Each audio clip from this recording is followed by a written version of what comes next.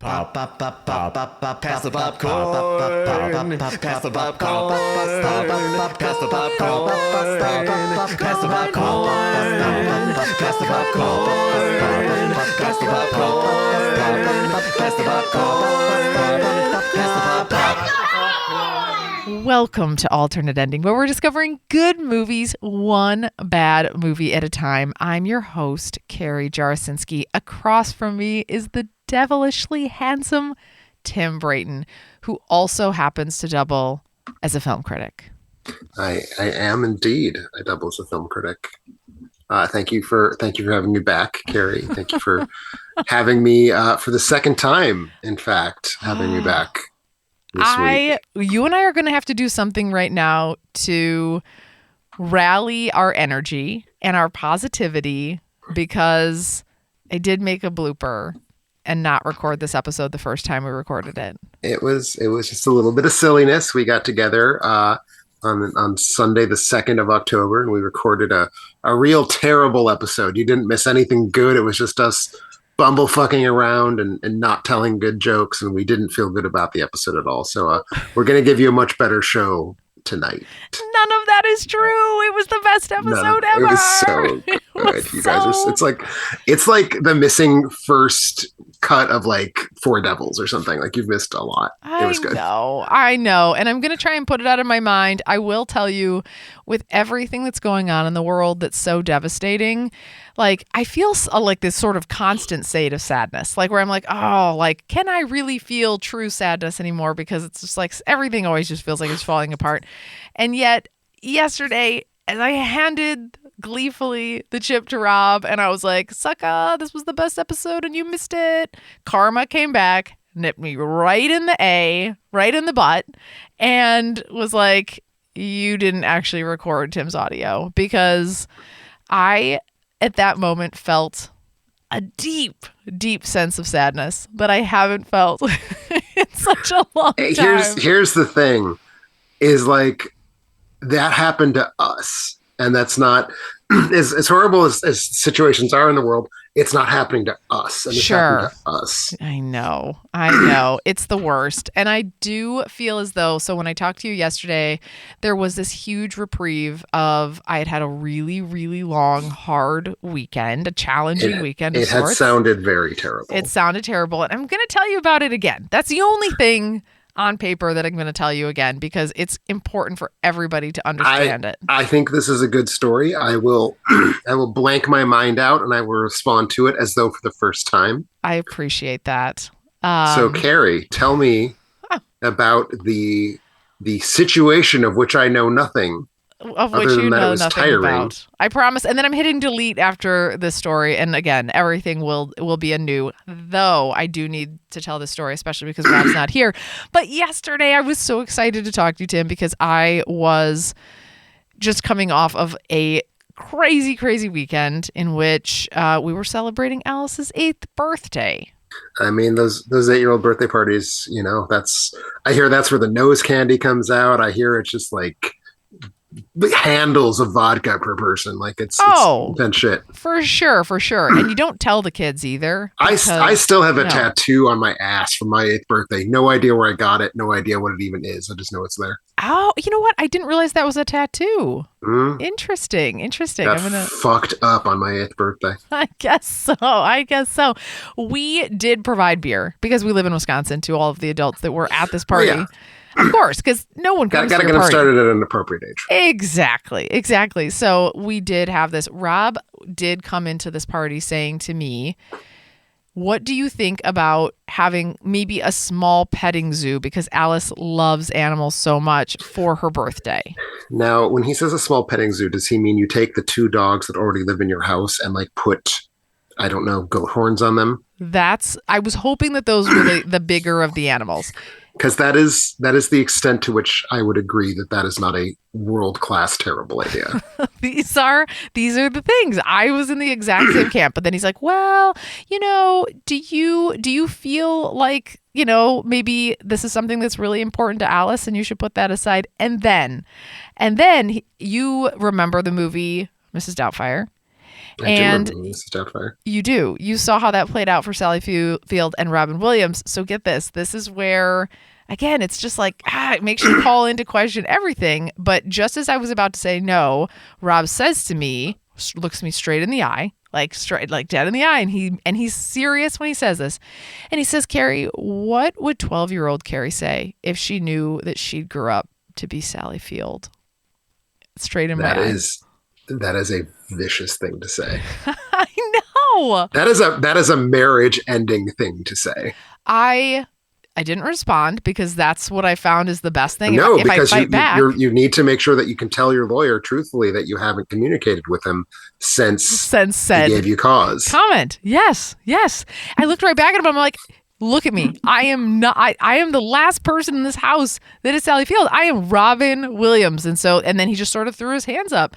And so that was it. We just never spoke of it again. And so then I was like, well, maybe I got my point across. Like maybe we're not going to actually do this thing. And then Alice's birthday comes around. It's Saturday. I come outside and I would look out. There's these like little tiny, like a little like cup of baby chicks. There's a little bowl of baby chicks. Just like on your deck? No, like in the yard, in the grass. There's this like little bowl of baby chicks, and then there's like a little bit of like a fence thing that's happening with the bunnies. And so I was like, oh, this isn't so bad, like I can deal with bunnies. I know they're a little high maintenance, but I can deal with they're bunnies. Good eating. Yeah. So I was like, you know what? I was wrong about Rob. I was like, I had it all wrong. I need to be more chill in my old age. But then the beeping started, like the reversal of a truck, a very large truck begins to beep, and it backs in, and I was like, oh, this is concerning. It's going to be a whole ton more baby chicks. Right? I hope it's just so going to open bunnies. up the truck, and the chicks are just going to fall out like popcorn pellets. Yes, like little minions. They would all just like fall out. That was my hope, but alas, that was not the case. Like, if I could have gotten it on video, if I could have gotten it on camera, I would share it with the world as the most horrifying thing that's ever happened. Like, basically, like this, like Indiana Jones style door opens, like slides over, and there's just a stampede. There's a stampede that comes out of the truck into my yard. A stampede of what? What not? Presumably not baby chicks at this point. Baby chicks don't stampede. No, but there were birds. So there were birds. I don't know why they weren't flying away. There were flightless birds. There were chickens. There were ducks. Chickens aren't even petting zoo animals. They're filthy creatures. This one looked really clean. They carry bacteria. This is fair. This guy looked clean. He looked like he had a recent brush.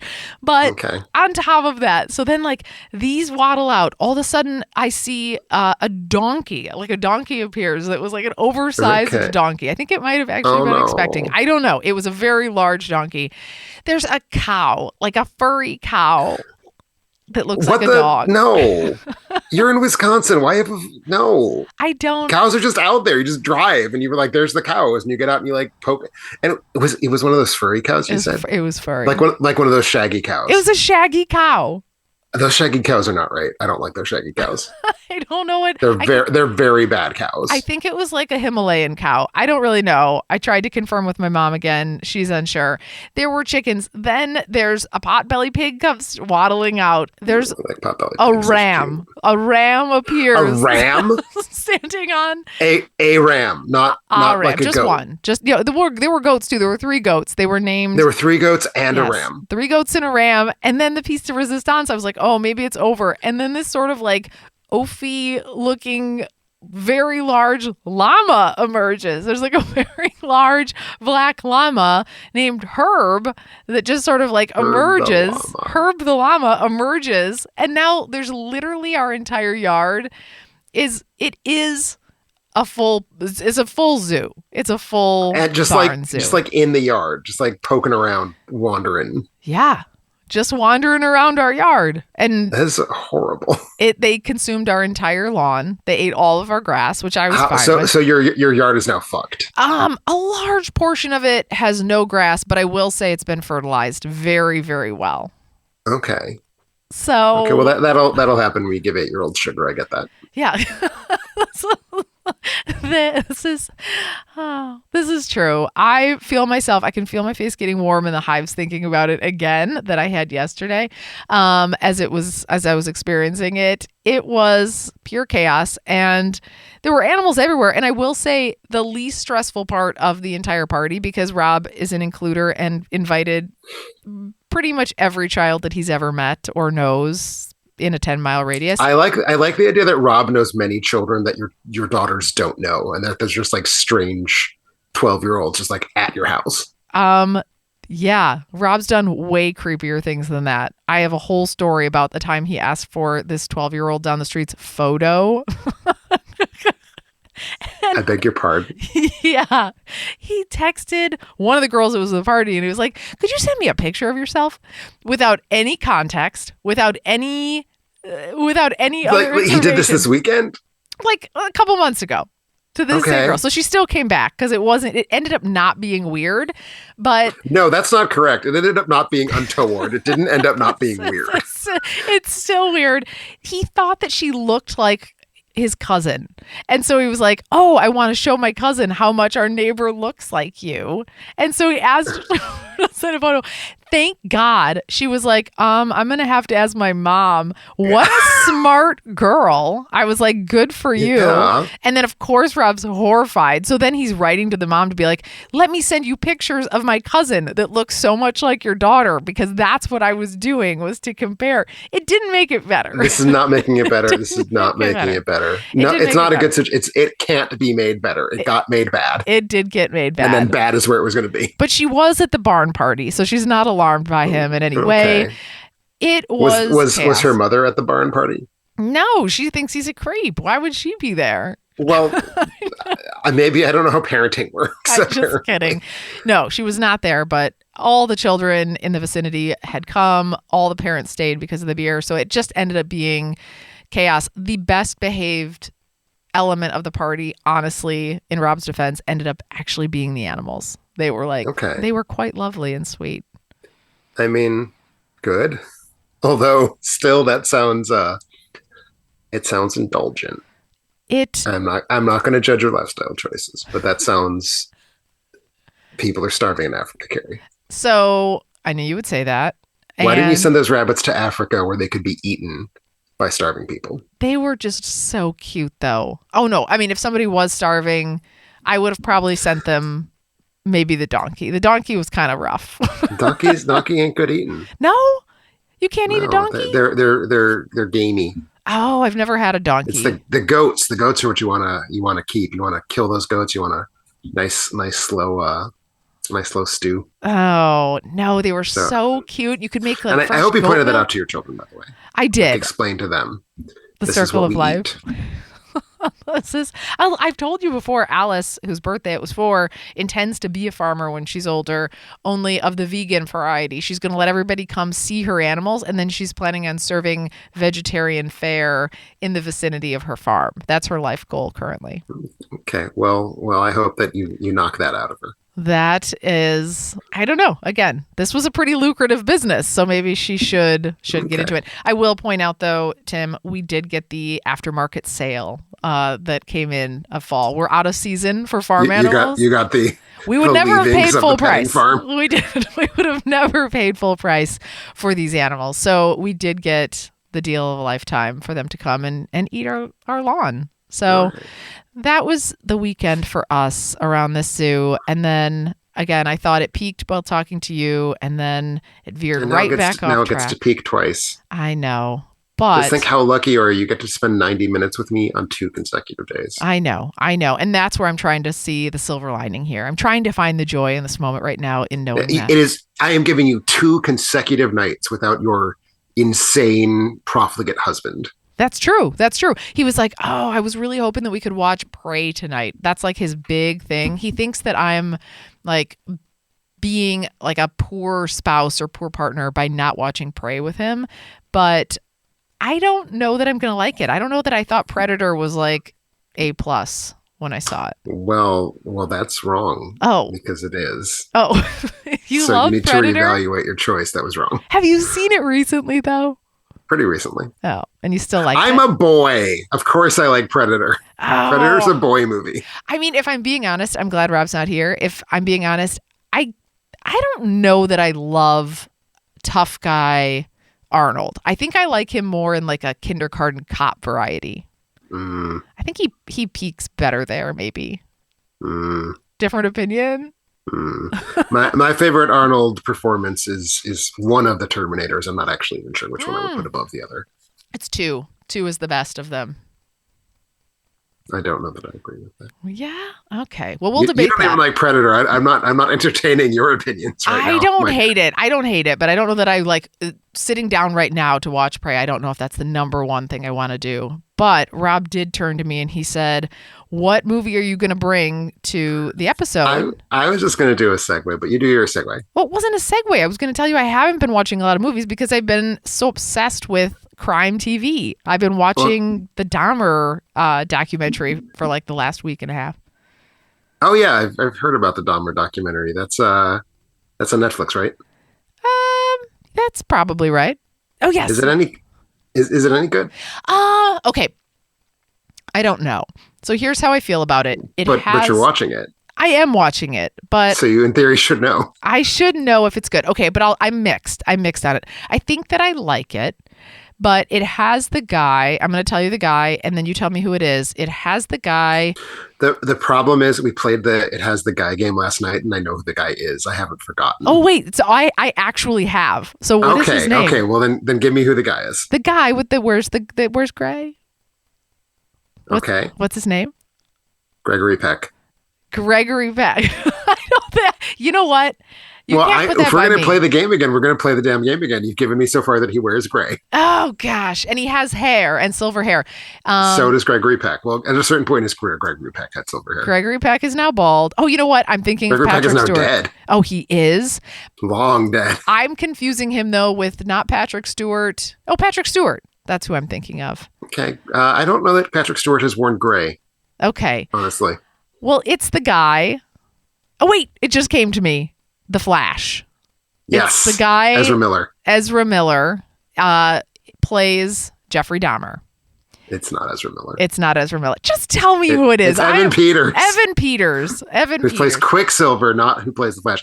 Who plays the sanded off the serial numbers version of the Flash that appears in the Marvel Comics continuity. Okay. Why was I talking about him? Oh, because he plays Jeffrey Dahmer. He is phenomenal. And so I've been kind of sucked in by that. I have this dark side where like years and years ago, I really liked to watch movies that were like really dark and scary. I was watching Hannibal. I watched like Walking Dead. I watched all these things. And then like maybe 5 or 6 years ago, I got kind of out of it. I was like, I don't know, the kid element. I just was like, things just got a little too gruesome and I was having trouble sleeping.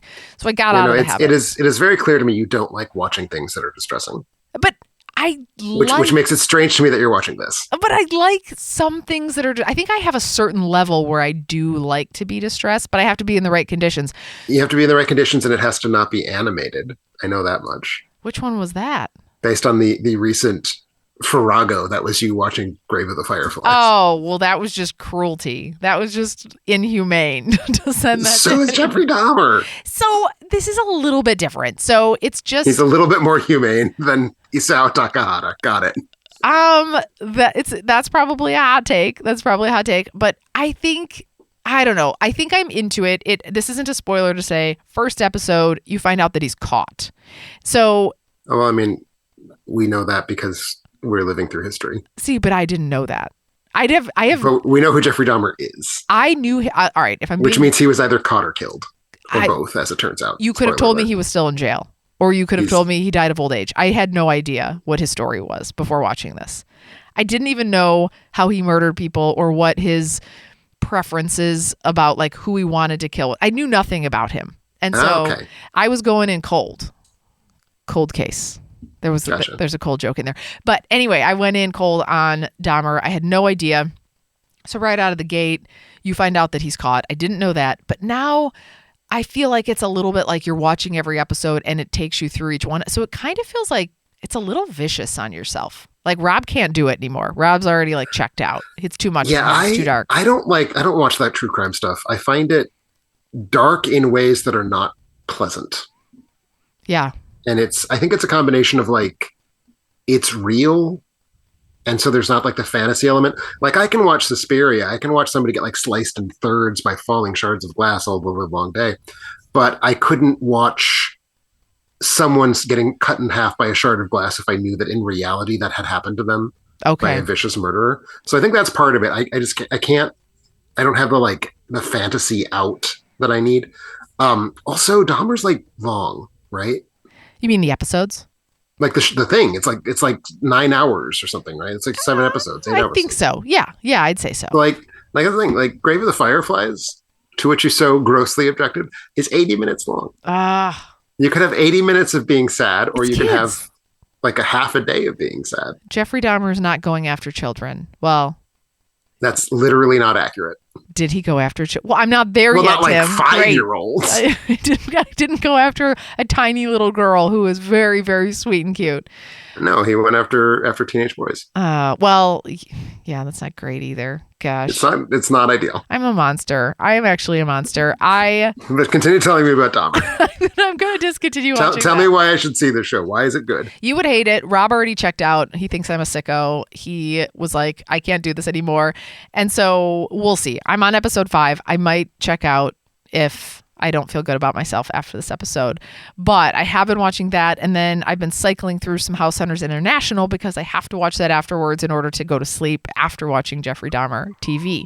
So that was what I was watching. But then I reminded myself I have seen a movie, and it is new, and it is one I want to talk to you about. And so I have seen the movie Fall. It's from 2022. Fall. It's streaming. Fall. It's not about the season. It's about it's the high movie. The movie they're on the thing and they fall down off of it. You mean like the platform thing? Yes. Yes, that is what it is. That is basically, you just summed up the entire movie. That's have you seen this?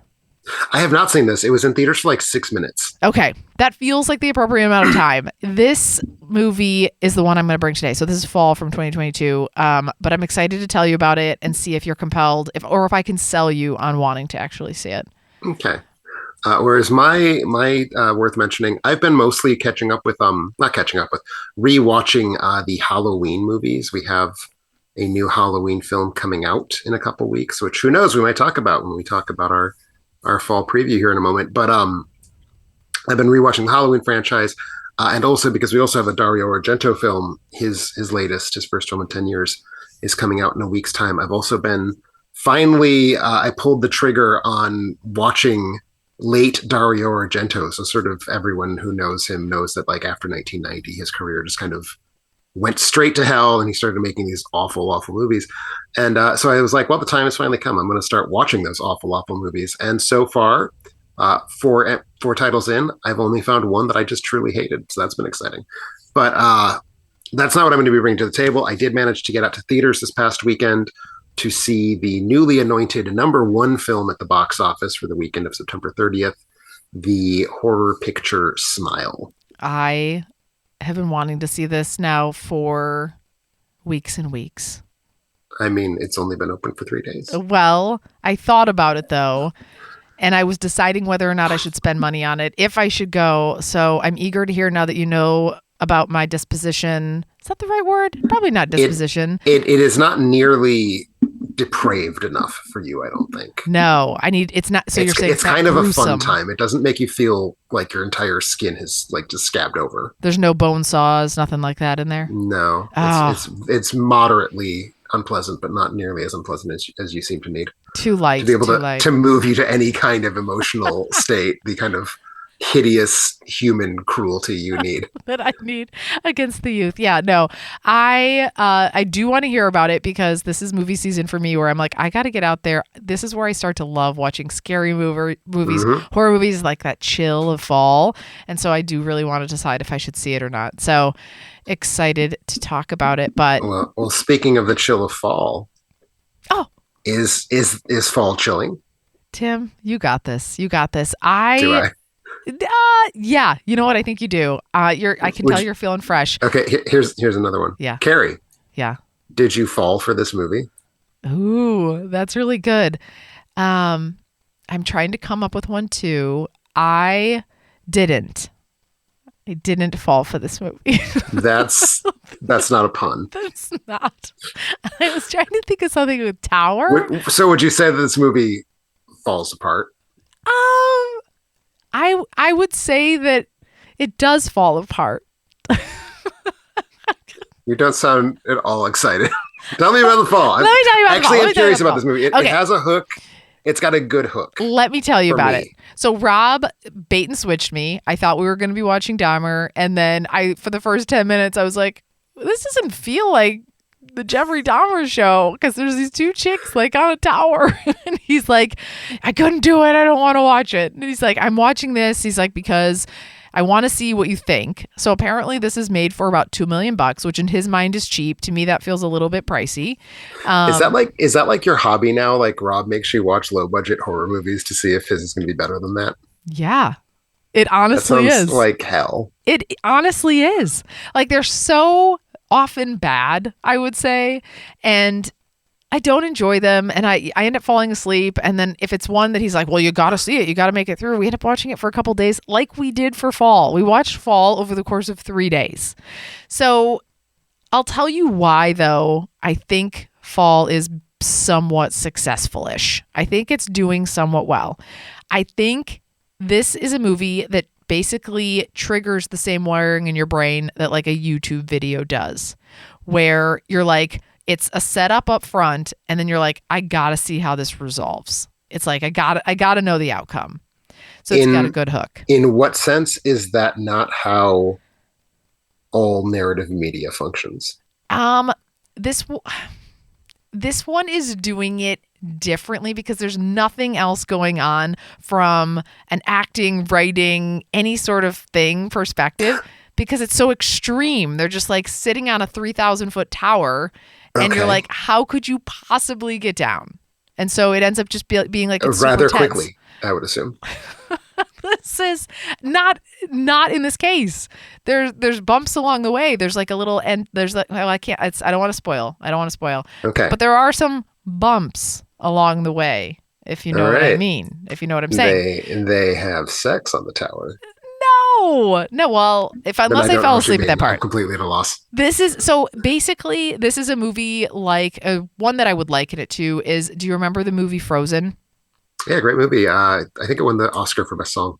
It's yes, you're gonna have to let that go. No, this is the one from 2010. I know. Yes, I do remember Frozen. I'm warming up to the puns. The ski lift picture. Yes, it's like that where you're like, I don't think this is a particularly great movie, but I have to find out what happens. Like there's just this like, how could you get out of this exact situation? So anyway, even though it wasn't great on any level, it's super tense. And I did watch the whole thing to try and figure out like how could they be saved from this scenario? Because they're in the middle of the desert. They're in the middle of nowhere. This is on HBO Max. Do I recommend this movie to you, Tim? I think you would not like it. I think you would think it was very bad. But would I think it was very bad in a way that was still like, ooh, but they're on a tall thing? Or would I be bored? I would say combo. They try to like mix in a little bit of drama between the two gals too while they're up there. And I would say by having them have sex. If I told you yes, would you watch it? I would be more likely to watch it. More likely to watch it. I'll tell you maybe. I will say there's also a twist at the end that feels like unexpected, but also a twist that I could have written myself. But it was still satisfying. Like it didn't just end. I like that it ended on a twist. And it wasn't anything wild and crazy. Oh, it ends on a twist. Yes, it ends on a twist. Is that the whole time they've actually been 3,000 feet underground and they're worried about falling all the way back to the surface? And now you've just spoiled the entire movie. Thanks a lot. Right. Thank you Perfect. for that. So now no one needs to see this. Now we know what happens. It's actually under the sea. They are under sea level. Yeah. So. Well, I mean, that's the thing. It sort of also sounds a little 47 meters down-ish. No, they're not. They're above ground. They're not. But I mean, no, in terms of like two women trapped in an extreme situation involving verticality. Yeah. It's that. And then do you remember the Blake Lively movie with the shark? Yes, Shallow. It's The Shallow. The Shallow. Okay. It kind of reminds me a little bit of that too, where you're just like, again, it's a gal on a rock. What's really even happening here? But you needed to find out if Blake Lively was going to get off and not be eaten by a shark. I think I always need to see if Blake Lively's going to get off. You know what I mean. You know what? You were very clean yesterday, Tim, and you were ramping up your. You're making vulgarity. me do a second episode. I'm gonna have to start pulling out the blue humor. I can't reuse the same jokes, man. Now we know. This is you started at a high brow yesterday. We agreed at the start of the episode, well, we're not going to keep talking about how we had to re-record the episode. That would be like in poor taste. I know, but I'm just saying, I'm trying to call you out because, again, I'm unprepared for any of these puns right now. Okay. But the other good news is, I think you should see. I think I would start it and then see if you like it and try and check it out. I think you might like it. Okay. Well, you know what I think you might like? Tell me. I think you might like Smile. Are you being sarcastic or honest? I liked Smile. I was really into it. So Smile, for those of you who don't know the property, or not property, that's a weird way to describe it. For those of you who haven't heard of the film, Smile is a movie which is profoundly unoriginal. It is exactly It Follows plus The Ring. Like that is the specific exact thing the movie is. So no originality here. But basically, it starts with a young woman played by an actress named Sosie Bacon, who is the child of Kevin Bacon and Kira Sedgwick. And she's quite good. It's her first leading role in a film. She's done some TV work. She's been in small roles, but this is her first like carrying a movie. And I think she did a really good job of it. Honestly, I would go so far as to say she's a better actor than certainly her mom. Sorry, Kira Sedgwick? Ouch. Anyway, so Sosie Bacon plays Rose Cotter, who is a emergency room psychiatrist. So, you go to the emergency room in some sort of psychological distress. She's the person who like interviews those patients and like tries to figure out what's going on with them. And so one patient comes in, a graduate student who's been seeing things. And there's a line of dialogue very early on. This is like the first scene of the movie. And I thought for a minute that the film was going to lose me because there's a scene where this character says, "I'm a PhD candidate. I'm not crazy." As though those two things lived in opposition to each other, as opposed to very much feeding each other. And it's like, well, I'm a PhD candidate, and I think I should be kept away from knives and small children. Oh, so I don't know what you're talking about. So it was a plot hole, is what you're saying. It's a plot hole to me. Okay. It's my suspension of disbelief was snapped. But so this student comes in, talks to Rose, and basically says that she's seeing an entity. This entity is like chasing her around, and it can take the form of people that she knows or people that she doesn't know. So sort of an It Follows thing. She always knows it's the entity though, because the person she's looking at is always wearing this large, toothy, terribly unfriendly smile. Okay. And hence the title of the film. And so while she's describing this, she starts screaming and pointing. And so Rose looks around the room and has no idea what's going on. Turns around, and the patient is now standing in the middle of the room with a giant toothy smile. And this is all in the trailer. You've seen this if you've seen the trailer. Takes a shard of a broken coffee cup and slices her own throat. Mm-hmm. And it's all very horrifying. And so now what happens to Rose is she starts seeing the entity. And she starts just having, in general, like things that she can't explain, things that she can't pin down, like things are just going weird in her life. And she becomes convinced that she basically caught the entity, and that the what happens basically, because she then traces back like what happened to this girl and what happened before that and what happened before that. Basically, the entity makes its victim kill themselves in a very horrible, traumatizing way, and then uses the kind of shock of seeing that to jump into a new victim. So it's kind of like contagious, malignant trauma. Ugh. Is the monster of this movie. And once it's inside of you, you'll be dead within 7 days. And that's where we get the ring of it. So Rose spends the movie trying to like figure out, okay, where did this come from? How can I stop it? Can I stop it? And as it's going along, she sees the thing more and more often, and it becomes more and more disturbing and rattling to her. So she starts getting more and more kind of panicky and falling apart and bags under the eyes and the whole thing. So she's just becoming like this complete nervous wreck, trying to convince everyone around her that she's actually seeing this thing. But of course, the more of a wreck she becomes, the harder time she has explaining it. And that's the movie. And it gave me the willies, Carrie. Ooh, is that a good thing for you? I think it's good to have the willies. Okay. Is it kind of like Just in Time then too, where it's like, or what's that one where you're like, I've got a timetable, I'm looking at a clock, like I have this amount of time and then I'm going to die if I don't complete whatever. Is it kind of like that? I don't know what you're talking about, but it sounds like it might so be. good with Justin Timberlake and he's running out of time and he has I to haven't seen that. Oh gosh. That's not a horror movie though, is it? No, but there's time. There's a time element and then you die. This is much more closely The Ring. Okay. And that it is a demon that will kill you after 7 days. Okay. So here's my other question. Can there only then be one bad guy at a time? That certainly seems to be the rule the film has set up for itself. It is not a rule that gets tested by the narrative. Let's put it that way. Okay. But I will say, obviously things that are scary are subjective. Not everyone's going to find the same things freaky. But in general, I thought the movie gave me a good going over.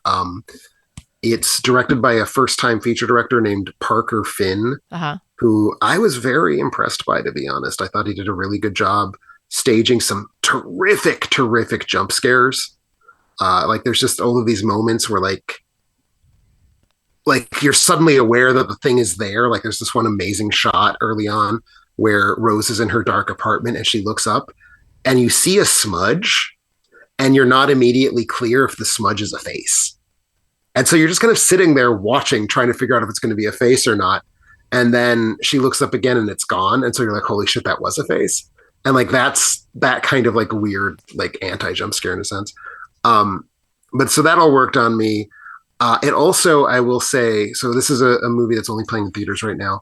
And I had a really good time seeing it in the theater because it was one of the most packed houses I've seen in a long time since the pandemic. And I was 3 seats down from a young lady, probably a college student, who was clearly like not ready for the film. Like it was overtaxing her coping mechanism. So she kept like narrating the film to her seatmate. Oh no. And it was so great. It was like, she was like basically describing like, okay, well, she's going to go into this room and she's going to try to turn the light on. The light's not going to turn on.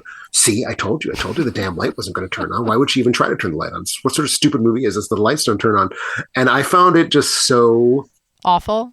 So delightful. No, that is a worst case scenario. That's what one of the reasons I like seeing horror movies in theaters is for the teen girls who are like overly sensitive and freaking out at the horror movie, getting like old basket Casey. It made the experience so much better. It's so distracting if they're there and they're like, oh, that's like when my kids are like, they've watched Mitchell's versus the Machines. They're like, well, here comes the robots now. And but this isn't that she knows what's going on. This is that she's trying to like process all the scares before they happen because she doesn't want to get scared by the movie.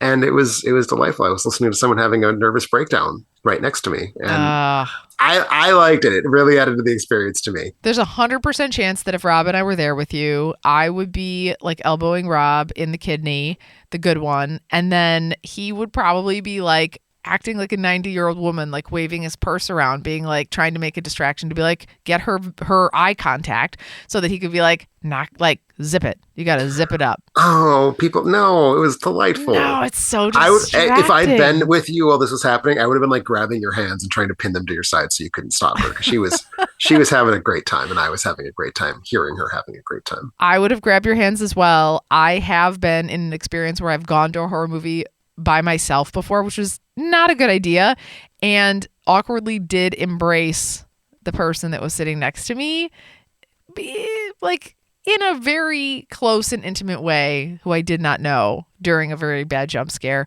And I will tell you, you're thinking to yourself, how could that be weird? How could that be awkward? It was very weird and awkward. Did you touch dick? You mean... No, but I think I... Did you touch vajayjay? No, I did touch... I think I touched a peck. I did I grabbed a peck pretty firmly.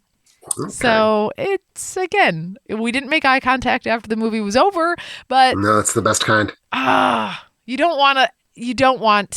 need to go with a buddy system to a horror movie. That's for sure. So Sounds like you had a system. I did have a system. I know. It's actually Rob. No. So I want to see this now. You've got me excited about it. It's so good. Is it going to be streaming though anytime soon? No, you should go see it. Well, yes, it's a Paramount, so it's going to show up on the Paramount Plus at some point. But no, you should go see it in the theater and enjoy the teen girls flipping out. That's what it's all about. Yeah. Did you what was I going to ask you about this? I was going to ask you what you rated it. 3.5. I was going to guess 3.5, and this feels like largely because it is just criminally unoriginal. Mm-hmm. What were you going to say? I'm sorry. I was going to say you couldn't have given this 4, but I feel like you liked it enough with your enthusiasm that you're at a 3.5. It's a super enthusiastic 3.5. I thought about 4. I couldn't give the 4 to something that has such a sort of protracted middle and something that is so blatant in the films it's copying. Okay. All right. Well, those are worth mentioning. I have to also tell you that your sack has been engaged this week a couple times. It has. I don't know why you know that, but yes, it was. It was a very satisfying night. It says 2 times, actually, in fact. Yeah, well, were you looking in my fucking window? Because that's just getting creepy. I was not looking in your window, but I can always assume. Are you prepared for 2 questions? And I want to tell you in advance that I'm giving you, for this first question, a time limit. So okay. I just want you to emotionally is the time limit 15 minutes? The time limit you have is 32 seconds. No, I'm just kidding. I will give you 1 minute. I will give you 1 minute. Okay. You'll give me 1 minute. Yes. So I mentally prepare for that for just a couple moments while I think about it. That's 1 minute after you're done saying this question. Correct. So after. So Family Feud rules. Family Feud rules. Yes. Okay. And it's 60 seconds. I will time it. I have a little bit of a stopwatch in here with me. I'm going to time you out. And if you don't finish, I'm going to cut you off. I'm going to buzz you out. Okay. Are you gonna just stop recording the episode if I don't finish? Is that what's gonna happen? Yeah, that's what I'm gonna do. I have all this power with all of these sound effects now, and there's one of them has to be a buzzer, and so you're gonna get the hook. So I can't hear the sound effects though, so I'll just keep going. Well, I can. Okay. That's one of them. I want you to do that. Gosh, I have a really good buzzer now that I'm thinking about it. Yeah, that was good. So, all right, here you go.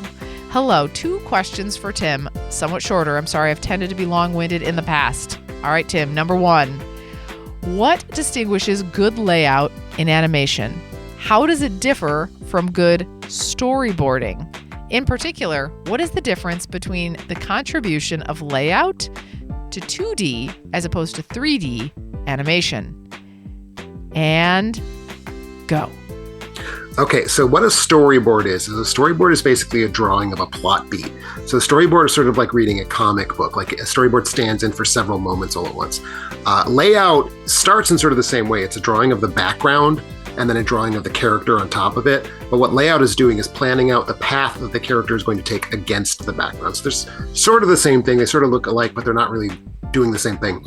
So that's layout in 2D. Layout in 3D is when a 3-dimensional space has been created and the layout artists sort of move the camera and move the characters through that 3-dimensional space. So they're basically planning out the scene in advance. And then once they've planned out where everything is going to be moving together, then everything is sent to the various departments. So these very crude characters are sent to the animation department where they become animated characters. These very crude backgrounds are sent to the set department where they become sets. But that's basically the difference. Like 3D layout is basically an animatic, whereas 2D layout is more of a sort of scheme for how the character is going to move across the background. That was exactly 1 minute. My job is knowing that I have X number of minutes to fill and filling it with talking about animation. No. Don't dance with me, baby. That was literally exactly 1 minute. Like, I was so prepared to get my buzzer going even sooner, but it literally hit on the exact second.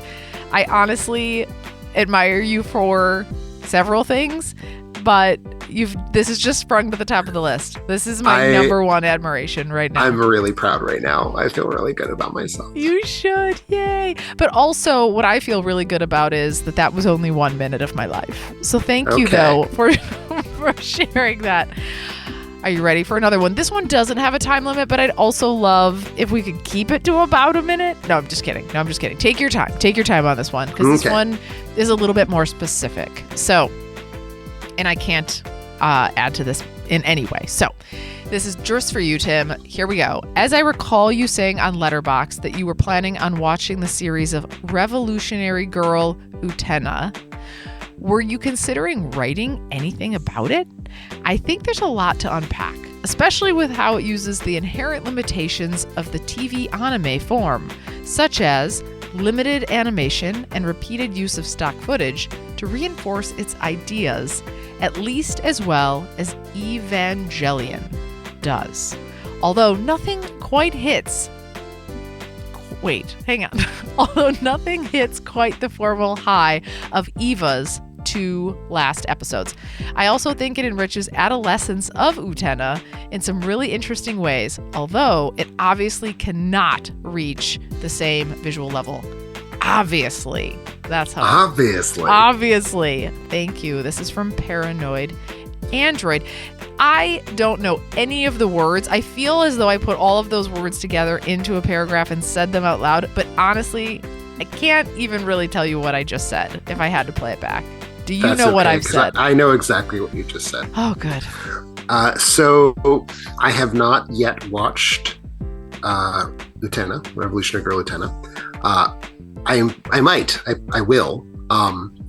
This is as good a place as any, I guess, to make a sort of announcement-ish. Like, it doesn't really have the weight of an announcement, I don't think, but, if you are following the website, you perhaps have noticed that in the last few weeks, starting back in May, I guess, or really the last few months at this point, I have been writing reviews of a television program, The X-Files, and those have been paywalled. Those are the right now only paywalled content on Alternate Ending, and that's what it is. But so I've been writing TV reviews.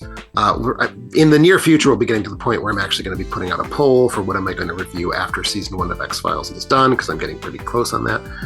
But one of the things I'm thinking of doing down the line, not now, not as my follow-up to the X-Files, but I've been thinking since the reception of those reviews seems to have been pretty positive, what if I were to do a sort of anime club where I reviewed every episode of some ongoing anime series, and those would also be under a paywall. It would probably be a specific pay tier, just for anime reviews. But I've been thinking about doing that and sort of getting that as an opportunity to start talking about ongoing series, which is something I have historically avoided doing because that's a titanic investment of time and effort. But I've been thinking it might be fun to do. That's not soon. That would be something that would happen post my dissertation. So certainly not before next summer. But I think there's at least a possibility that would happen, that I'll have a little for Patreons only anime review series. And it would, when we get to that point, that's when I'll start making decisions about what I'd cover. But I would certainly say that Utena would be a very high level candidate for that. All right. Well, I know I personally would not become a Patreon for that series, but... That's unkind of you to say. Just kidding. I mean, I'm not kidding. I would not, but... You're not kidding. You're telling the damn truth. I am telling the truth, but when you say it with a laugh, sometimes people are unsure. Is she being sarcastic? Is she not? You cannot game me, Carrie Jersinski. I know how your brain works. I know, but I do have a few alternatives. So you're thinking of doing an anime series. Will that replace X-Files, or will you also be doing another TV series? In addition to. Okay. What are some of our possibilities that we could have coming up post X-Files? Because I've got some things I'm going to be throwing a poll out. I'm going to be sort of inviting people to give suggestions. I will participate in that. Do you have any interest, would you say, in reviewing Friends? I would not say that I do, no. No. Okay. What about Big Bang Theory? Big Bang Theory? No, a Big Big Bang Theory. It would be my expectation that I don't think sitcoms would be good. Like Really? I have a really hard time writing about comedy, and there's not a lot formally interesting going on with sitcoms, so I would not want to write about a sitcom. Have you unpacked why you have a hard time dissecting humor? It's hard to write about. Oh, well, it was supposed to be a rip, and now you made me feel bad. See, you can't play me, Carrie. I'm too good. I know. You can never beat me. I know. I feel bad. You got me. Zing. Zing, boo. So you burned me real good. I got you real good that time because you're not funny. No, you are very funny. And so that's why I know that I'm funny. That's why you can't. I have no self-doubt around this issue that you can target. I know. I love your self-confidence in that realm.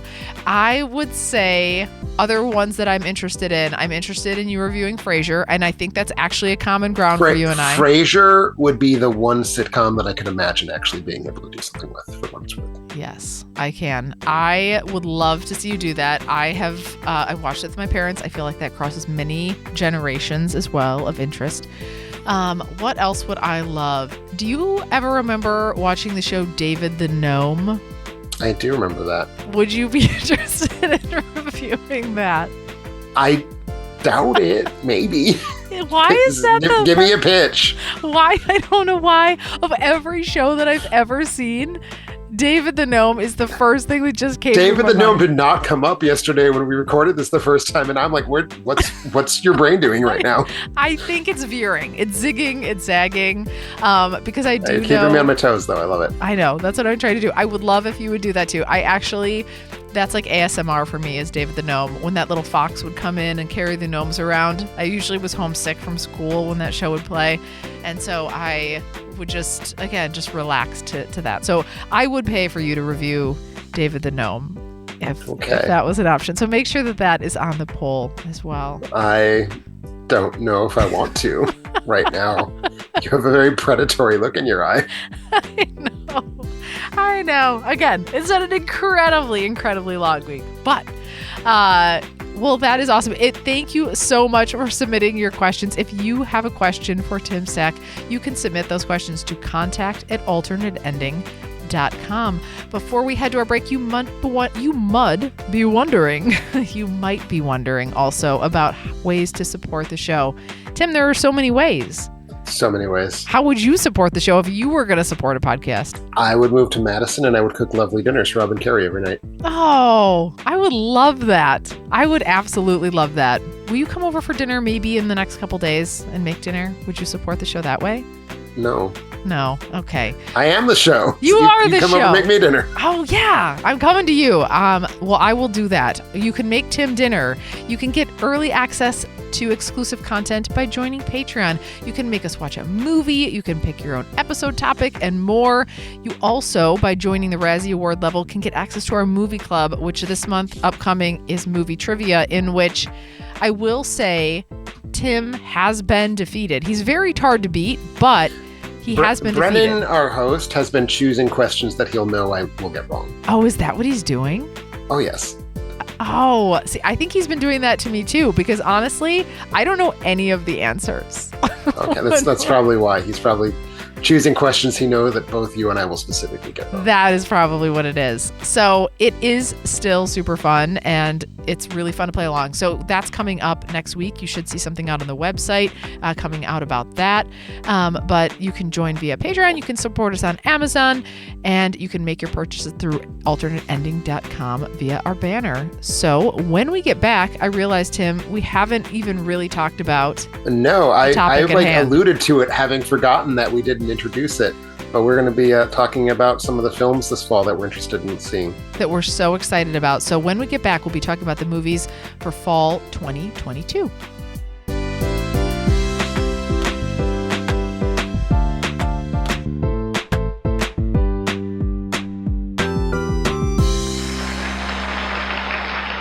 And welcome back to Alternate Ending, where we're here talking right now about the movies we're most excited about, maybe most afraid of, maybe the ones we most don't want to see for fall 2022. Right. And, we didn't do a sort of official top 5 anticipated fall, which we've done in the past. In part because by the time we were ready to record this episode, fall had already started, and Smile would have been on my list. So frankly, would Avatar have been on my list? So like, my list was going to kind of be a rattle trap thing anyway. But we thought it would be fun just to kind of talk in a more loose way, not have a top 5 necessarily, but just have a few films that we think might be interesting. And I will start out by saying, and maybe I'm giving something away here by saying this. Another part of the reason why I'm not putting together a top 5 is I don't know if there are 5 movies I'm looking forward to for the rest of the year. I hear you. I have it 3. It looks weak. It looks dire. It looks bad. And I thought maybe that was me. Like, I did the thing I normally do where I was like watching all the trailers and I'm like, these just seem genuinely unappealing and uninteresting. And even the ones where I was like, oh, I think this is one I should like based on the cast and like a couple other factors, even watching the trailers still felt painful and bleak too. So agreed. I have a few that I brought that I'm, again, claiming that I'm excited about, but I'm hoping that you can sell me on some that I missed that maybe I'll even be more excited about. But right now, I doubt that good. very much. Really? Oh, I was hoping, because normally, you know what I do? I usually come in and I expected to have a couple big ones, and then I was like, ooh, I'm going to come in with like a couple like small independent ones. Even that didn't feel like anything good. And I was like, is this just a continuation of summer that felt awful and sad and tragic? Maybe. It almost feels worse because I mean, is there going to be a Maverick this winter? This fall? No, there's not. And that was my only 5-star movie so far of the year. I can 100% assure you, except for maybe one movie. There's one movie that has the possibility of being 5 stars, but I need to talk about that and process that too, because that feels like maybe a stretch. I don't know enough about it to decide. I mean, I know you like Shawn Mendes. I still think 5 stars for Lyle Lyle Crocodile is probably going to be too much, but you know, we'll see. It opens soon. So I do know who Shawn Mendes is as of like a minute ago, which is dating myself. My kids have been listening to Shawn Mendes, and I was like, oh, who is this? I just found out who Shawn Mendes is at the same exact time that I found out who, not Henry, whatever his last name is, Styles. Harry Styles. Is it Henry and you're going to fake me out? No, it is Harry. Okay, Harry Styles. Okay. Do you think that's his real name? You know, now that you've asked that question, I realized for the first time that it basically means his name is Hairstyle. And I'm really mad. I'm really mad too. I'm really, really mad. I hope his parents divorced and it was ugly. And there was a lot of fighting over who had to take him. Do you think, though, that really his name is... So his name... Maybe it's his stage name. Do you think he really goes by Hairstyles? I'm going to see if Harry Styles is actually his birth name while you are... Okay. Well, you are telling us a little bit about your thoughts about the fall series. Okay. I am completely intrigued by this. I hope to come back with a fact with my kids and tweet this everywhere if it's possible that this is not really his name. But yeah, I found a few that I was intrigued by. But I will say, even as I was watching the trailers, it felt like, Tim's going to tell me that this is no good. So I brought a few today, and I think the first one, I think we'll Harry Edward Styles. Hair Ed Styles. Oh, wow. He's not even a herald. Harry is his given name. I mean, honestly, when you're thinking about naming your kid and you're like, what won't get them beat up? Why would you name them Harry? That's a great question. I don't know.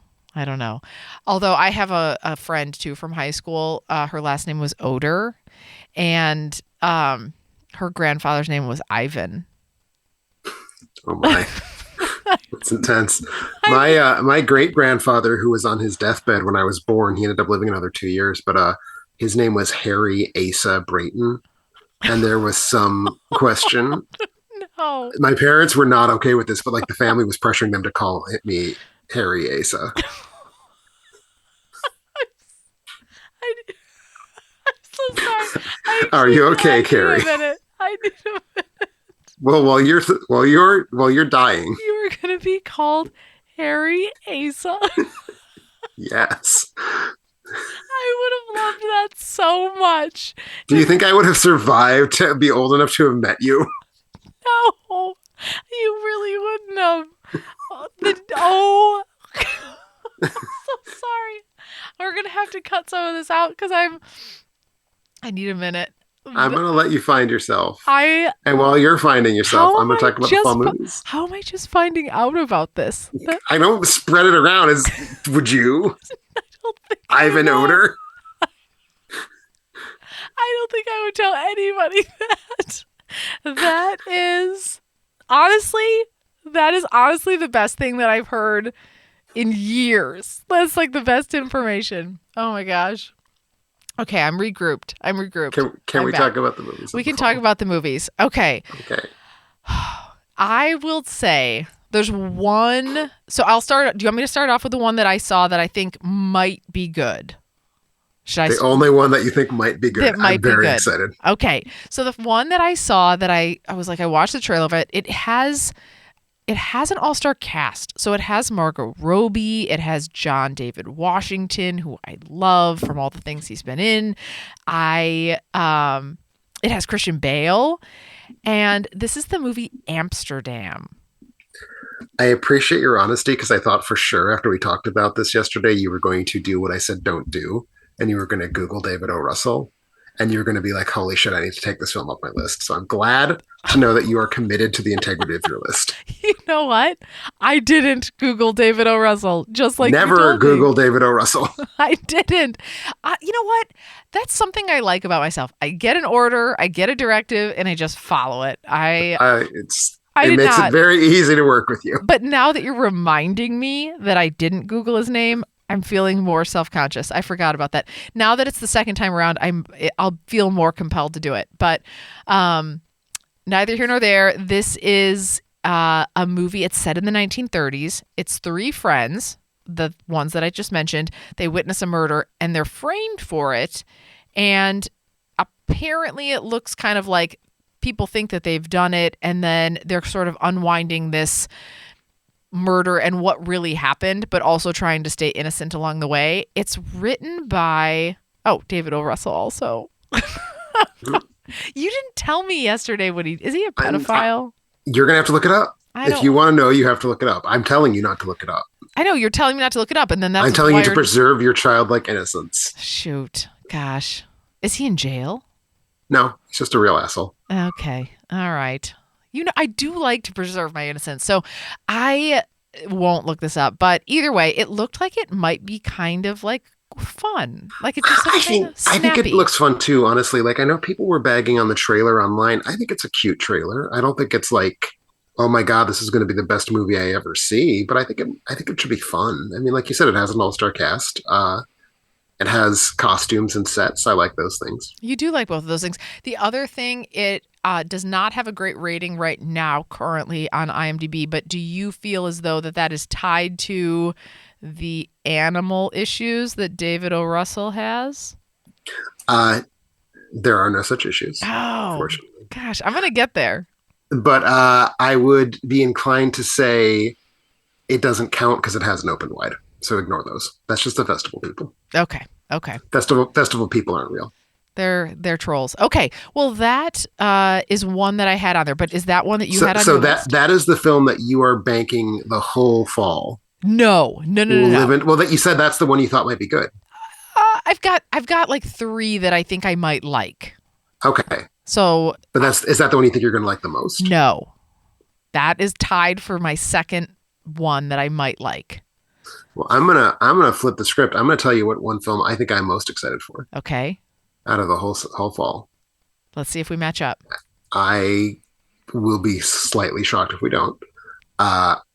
Given my reputation for loving art films, for loving unpleasant movies that are very anti-audience, I assume it will come as no surprise to anybody that I am so excited for Avatar: The Way of Water. I have that one too.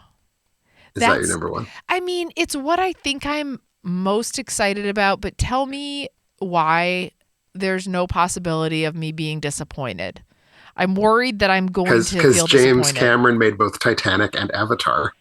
But do you think it's going to hold up? So Rob took the kids. Avatar to go see held it. up. I can tell you that much. I just rewatched that like last week. Yeah, so did Rob. Rob took our kids. He drove all the way to Chicago to like a giant IMAX theater, and he came home with tears in his eyes. And it was multiple hours later, and he still came home, and he was like, "It was the best experience I've ever had." It was like very emotional for him, and I'm like, Well, that's weird. I don't know if I approve of that. I mean, but it's a really good movie. He was with the neighbor kids again, you know. So Well, did the neighbors know that? That's right. After he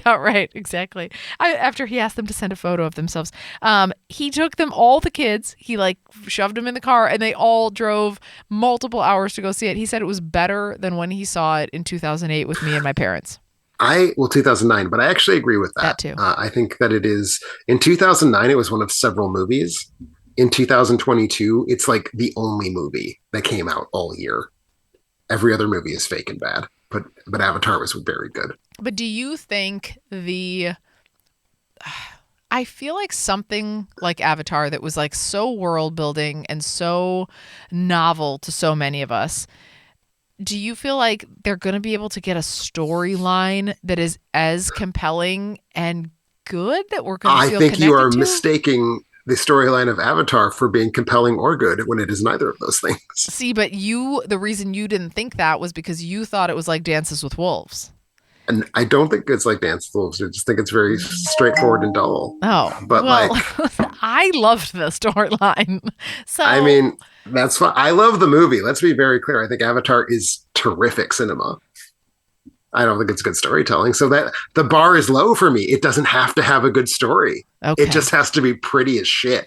See, and I know it's going to be pretty as shit because there's the little teaser scene at the end of the re-release of Avatar that was pretty as shit. So tell me this too. How are you feeling about the fact that they're creating a water element? They're going to have. Oh, the water looks so good. You think? I saw the water in the preview. See, I don't get cable, so I've only seen snippets of this. I don't feel like I know anything about what I'm walking into, other than the fact that when I pulled this, I saw that this also has Kate Winslet in it, which... It has Kate Winslet. She learned how to hold her breath for 4 minutes so she can film scenes underwater. So she's a water being. She's a water avatar. Oh my gosh. Honestly, I don't know if I've told you this before, but if I were going to leave Rob, I would leave him for Kate Winslet. She's in my top 5. I would also leave Rob for Kate Winslet. She is just a smoke show for me. I just think she is amazing. So I'm interested to see what her vibe, though, will be coming into this. I don't know. The whole thing feels like I hope it hits for me and isn't a letdown. I have very high expectations. I think it's going to completely deliver. It's going to be James Cameron giving me pretty, and that's what I want. That's all you want. And is this going to be in 3D too? It sure as hell is. Okay. It'll also be in 2D, but fuck that. No. Are we going to see this together? I feel like we should. You're going to be invited. It's my birthday weekend. You're going to be invited for my birthday shenanigans. It's released on your birthday. It's released on my birthday weekend. Oh, sorry. All right. Okay. Avatar 1 was released on my birthday. Where are we going to watch it? Not Chicago. That's Chicago. Dumb. No, Your that's husband's dumb. fucked in the brain. He is. I want to know where I need to be and when. And you like when I talk through the movie. I've heard that from your other That's horror assessment. movies. Oh. Avatar's not going to be a horror movie. I'm going to be like, Tim, look at the little danglies in the sky. It's not. That's what we do for horror movies. It's not what we do for other. We won't talk during Avatar. Okay. There's rules. Okay. That makes sense. So I think you and I are probably fairly excited the most about that one. Oh, absolutely. There's no other film that I am like unequivocally excited for besides Avatar. Okay. And you didn't have Amsterdam on your list of ones you were excited about? No, I mean, I'm going to see it, but like I'm keeping my expectations low because the reviews are pretty bad. Okay. Honestly. I got another one for you. Please do. Okay. Tell me if this is a terrible choice. So I think it's a terrible choice. But it's 2 of my favorite people that have ever existed. It's 2 of the people that I wish would leave their spouses in real life for each other, run off, get married, and just love each other forever. Because honestly, I think they're lying to themselves that they aren't together IRL. And that is George Clooney and Julia Roberts. And they're in a movie together called Ticket to Paradise. Okay, sure. Is this on your list? No. No. It looks cute. It looks like it's going to be cute. Okay, I'll tell you a little bit about it. It's this divorced couple played by. I mean, why are they divorced? Because they hate each other. They hate each other. When I first saw the trailer, I thought it was Ocean's 15, and I was like, "Oh, this is like an extension of the other movies, and this is where they're like divorced, and they're going to try and work it out." It's actually not. It's not any of those. Well, we things. don't. There could be a post-credit scene. That's don't know true. That's fair. I'm hoping for that. But basically their daughter, who is the gal from Booksmart, the cute one, what's her name? They're both cute, but Kaya Scodelario? No. Kaya something. Kate Blanchett. No. Yes. It's Kate Blanchett. So Kate Blanchett is their daughter, and she is traveling to Bali, and is like falling in love with some Belizean guy. I don't know. If you're from Bali, are you Belizean? I think if you're from Belize, that might be what you were called. You're Belizean. Caitlin Deaver. Yes. Love her. And so they think she's making a mistake. They fly there to try and break it up. And it's this like vibe. It's a vibe that I think I might feel sad because I think it's a vibe where they're trying to be like old people, and that will be upsetting to me. That is definitely the reason that I'm not as excited for it as I want to be. The trailer is really playing the like, these are middle-aged people. Isn't that wacky? It's like, whoa, they look better than I do. Yeah, I feel like it's trying to be Diane Keaton. Like it's like, oh, Caitlin Deaver does. Yeah, right. I feel like they look amazing. I feel like it's trying to be like a Jack Nicholson, Diane Keaton moment, and it's like they're not there yet. Like we're not mentally prepared for that. I'd be the ham in that sandwich. Is all I'm saying. In both of those sandwiches, I know you would, but it's saying they're the bread and I'm the ham. But wait, so there's on each side of me. Which one would you rather be the ham in? George Clooney or no? I'm saying George Clooney Nicholson. is one slice of bread, and Julia Roberts is the other slice of bread. And you're the ham. I'm the ham between the two of them. But would you also do that with Jack Nicholson and Diane Keaton? Oh, no. No, absolutely not. I would. So here's the thing. Jack Nicholson is horrible. I was just going to say, I would be an open-faced sandwich with Diane Keaton for sure, but not Jack Nicholson. You'd be like a hot hamburger with Diane Keaton. I'd be like trying to be like low carb with Diane Keaton. Okay, and like a lettuce wrap. A lettuce wrap. That's exactly what I do. So this is all to say, this movie's probably not going to be great. It's probably going to be upsetting, but it's these two people, and so I have to go and see it. This is Ticket to Paradise. Yeah, I've just got a couple other movies. I'm not going to go into too much detail, in part because I don't have the slightest idea what one of them's about. And that is a film that opens on the 21st of October. It's directed by Martin McDonagh, who had made In Bruges, which starred Brendan Gleeson and Colin Farrell. And the three of them are back together for a new movie called The Banshees of Inisherin. It's set in Ireland, as it would have to be, given that those three people are involved and Banshees are in the title. I literally don't know a single thing about this project other than those three names. And that's good enough for me. Reviews were really strong out of its festival debut, and I was kind of getting the vibe that it's closer to Martin McDonagh's stage work than his films, and that's definitely something that gets me excited because his stage work is really terrific. But yeah, so I'm putting all my faith in, Brendan Gleeson and Colin Farrell in a movie together. It doesn't really matter what the movie is at that point. Like that's another sandwich that I would very contentedly be like slathered in peanut butter and jelly and rolled between those two. Are you sure his name is not Brendan Gleeson? I'm pretty sure it's Brendan. Brendan. I'm going to look him up. And so wait, so you want to be in a Brendan sandwich. I'm going to look this up. I want to be in a Colin Farrell sandwich with a sprig of Brendan Gleeson on the side. You know what? Who's just coming up is Brendan Fraser. Do you want to be in that sandwich? No, because he's not Irish. Okay. Brendan Gleeson? He looks like Santa Claus. He looks like Angry Irish Santa Claus. I would not want to be in the sandwich. Well, you have crude American taste. This is like a herring sandwich. This is like if I were to have a herring herring and pickled kimchi sandwich would be Brendan Gleeson. You sold me. That sounds delicious. What are you thinking? Oh my gosh. Wait, who's the other side of the sandwich? Oh, Colin Farrell. Colin Farrell. You know what though? Rob and I have talked about this before. I understand that he's empirically attractive. I think it's just like I'm sort of opposed to I don't know, his dark features, like the dark hair, dark eyes. Well, you don't have to go. So you're in the right now. I'm just trying to picture you in the sandwich with Brendan Gleeson and some pickled herring. This is a visual. So well, anyway, Banshees of Inisherin. I think it's going to be hopefully good. So Again, good. I don't know a damn thing about it. Okay. What else have I missed? So that's what I only had those few. What else? The other movie I'm really, really excited for, again, largely on the basis of its reviews, is Tar, which is coming out super soon. It's opening on Friday, actually.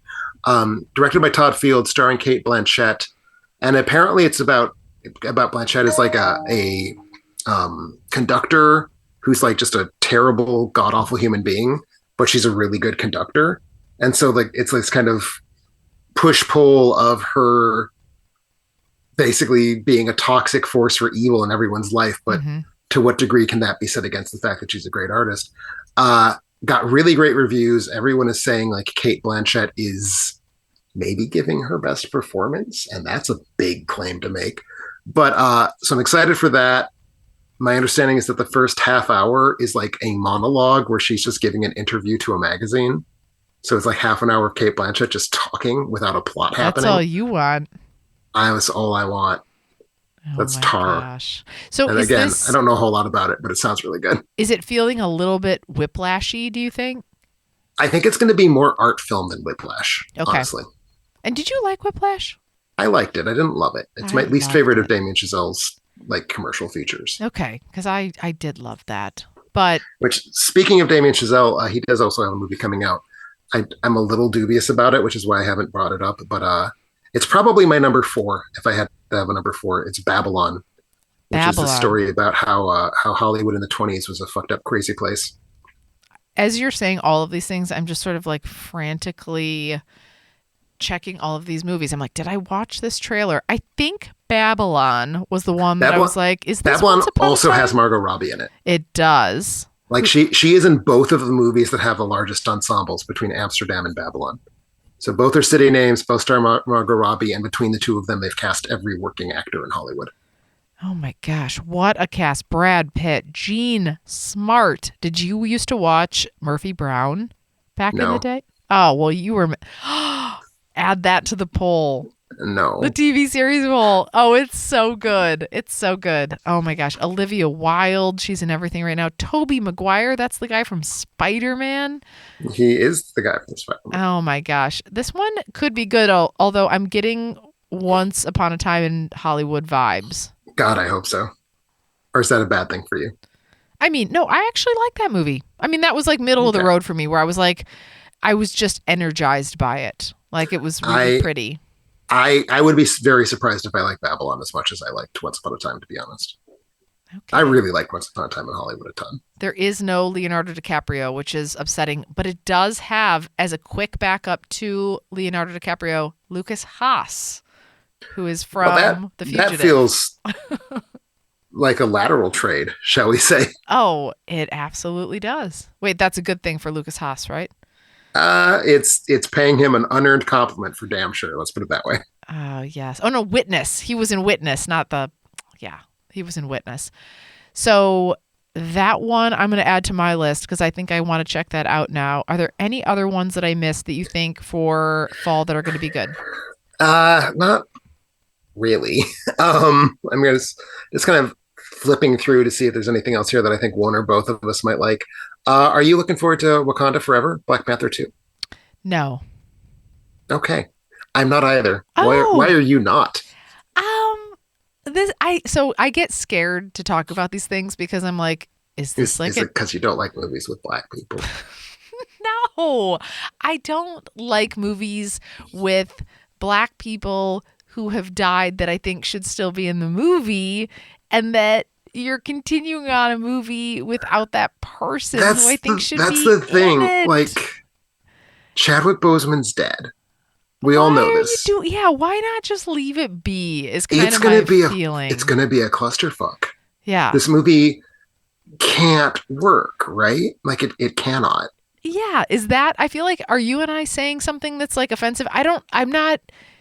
I don't think it's offensive. I just think it's right.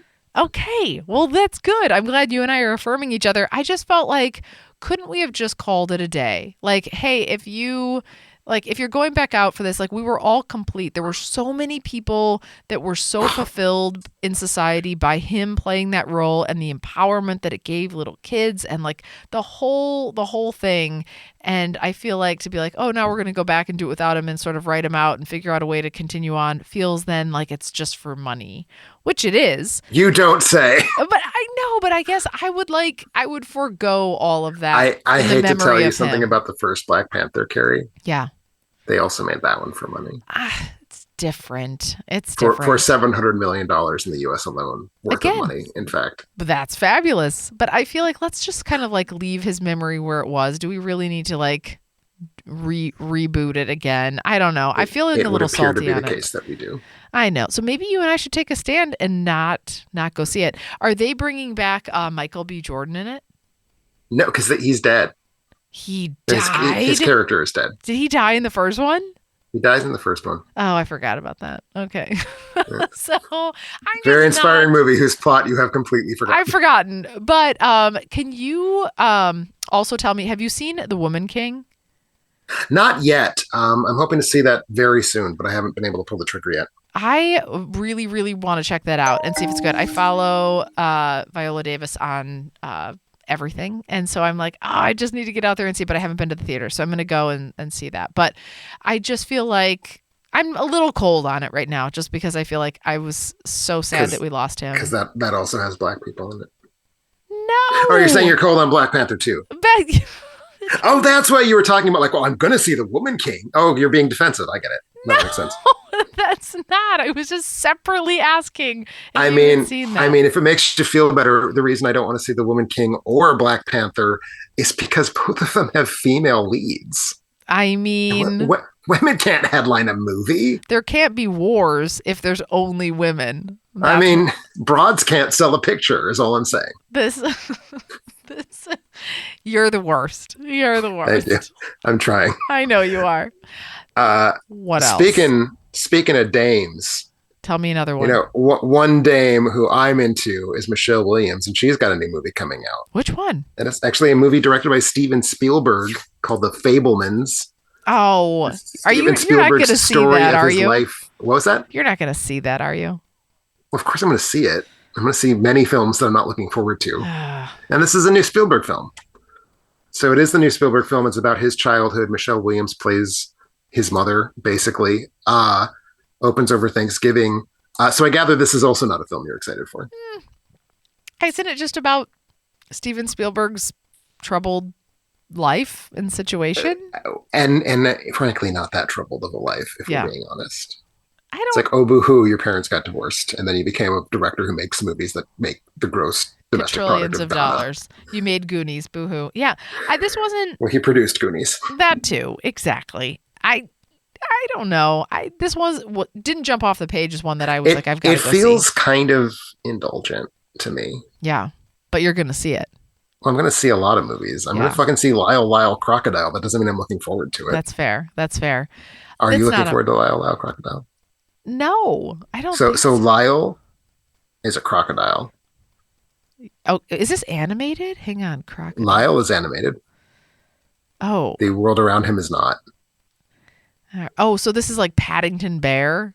It's like Paddington if Paddington was a singing crocodile. I honestly would never want to see this. Well, if your daughters are big Shawn Mendes fans, what do Shawn Mendes fans call themselves? You're like asking the wrong person. There's 100% chance that you have a better shot at knowing the answer to that than I do. I have no idea. Anyway, if they're like planning to fling themselves at Shawn Mendes and like throw their undergarments at him on stage during his shows, I mean, it's a Shawn Mendes picture. He plays the Lyle. He's the voice of the crocodile. Oh my gosh. So as a good mother, your job is to tell Rob that he's taking the girls to Lyle Lyle Crocodile. And he will have no problem with that. Remember when Rob and I took the girls to My Little Pony? I do. And you both wore your shirts, your T-shirts? Or was that just Rob? You shut the fuck up with what you just said. That was Rob. No, that was just Rob. He wore which pony is purple? I don't know. He still wears it. I'm sure he does. And then he bought me an apple bottom one. Or apple blossom. Apple bottom sounds right. Apple bottom. He bought me an apple bottom t-shirt, and I still sometimes wear it, but it's only because we don't keep on our laundry very well, and sometimes I run out, so I have to wear it. But he willingly wears, I think it's like a Fluttershy or I don't know, Pinkie Pie. I don't know, purple bottoms. Well, Pinkie Pie is pink. It's true. Purple bottoms. He wears pretty regularly, but that was cute when you guys all went. So what I'm saying is maybe we should again pretend to be a gay couple to go see Lyle Lyle Crocodile with your 2 old children. Yeah, I think that's a great idea. Maybe I can hook my boyfriend over and we can pretend to be a gay throuple. I would love this idea. He does not want to see Lyle Lyle Crocodile. I am dating someone who doesn't see movies that he thinks are going to be bad. Isn't that weird? You know what? Honestly, I identify with him in so many ways, and of all of you, I do like him the most. I think he is the most rational human being in this sphere that we live within. But I do think that he has adapted a lot in the time that he's known you to try and like harness the movie and cinema preferences that you have. I think. I mean, and I appreciate that. Every time I'm like, "Hey, babe, why don't we go see? I don't know, fucking." Well, all I can think of now is Lyle Lyle Crocodile. Why don't we go see Black Adam? Yeah. He's like, Black Adam looks boring. I'm like, but it's Black Adam. And he's like, but it looks really stupid. I said, I know, but it's Black Adam. And I don't understand. So, but then how does that resolve? How does that culminate? Do you go and see Black Adam? I'm going to see Black Adam by myself. Oh, you will. See, that's another thing I appreciate about him. He holds the stance of like, I'm not going to push you. He has taste. He's not going to let you. Weirdo. He's not going to let you pressure him like what Rob does to me, where it's like a bait and switch. Like, oh, I'm going to like put on this show and it's a completely different show than I said it was because I want to watch something else. That's what you call unhealthy and toxic, versus what you have is honest and, again, a much healthier relationship situation. So you should appreciate what you have with his with. I think you should. I would much rather have someone like you that I could bully into watching whatever was on my mind than someone who has like autonomy. Most people would. What else? As I'm looking over the list, I think I'm not coming up with anything else. Okay. Well, we have a few. I think we should try and get out and see these. Check them out. We will try and check out. I'm going to check out Avatar with you together, which I'm excited about. And then I'm going to catch out a few. And then we'll bring them back for another episode to say how good they were on a future episode. Sounds like a plan. The answer will probably be not very. Not very good. Well, thank you guys for joining us. We made it through, Tim, again. I know. And you guys are so lucky because it was a much tighter episode last night. So you're getting much more of us prattling like maniacs this time. Exactly. We're very excited. Exactly. We were much more crisp last time. But I think we got in and done in like 65 minutes last night. That's because we were both like, we were like in each other's faces, just like rattling back and forth. And we also covered more last night. Like we didn't even talk about the Luca Guadagnino cannibal movie this time around. Well, you're right. We didn't talk about the cannibal movie. We didn't talk about how everybody smells naked. We talked about that yesterday too. We did. Yeah. Did we talk about that again tonight? We did not. Oh, I'm saying we talked about it last night. Yes, we did. We'll get through that again, though. I'm sure it'll come back up. Oh, yes, it will. But in closing, we want to thank you guys all for joining us. You can go out to our social media page, Facebook page, and like it. Twitter, where we're tweeting all the time. You can catch us on Instagram at alternateending.com for our reviews and catch everything there at YouTube. And then you can subscribe on our podcast on iTunes or Google. And don't forget about Patreon. Next week, we'll be catching you guys for a top 5, and we'll share that on the website with the topic, and you can play along. We'll catch you next time.